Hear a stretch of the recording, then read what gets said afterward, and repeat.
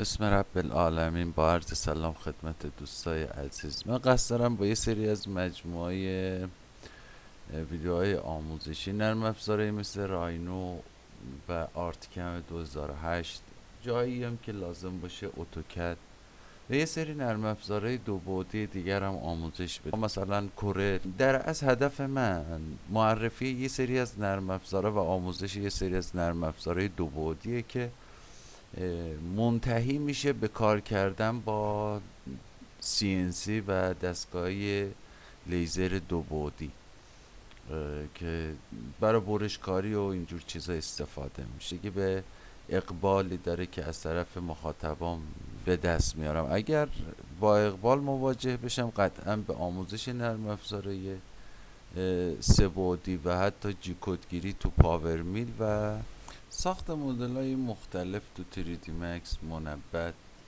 و انتقال این مدل ها تو فرمت های متفاوت، فرمت هایی که برای نرم افزارهای جی کدگیری قابل شناسایی بین رینو و خیلی از نرم افزارهای دیگه و گرفتن جی کدهای حرفه‌ای و تخصصی برای مدل های پیچیده.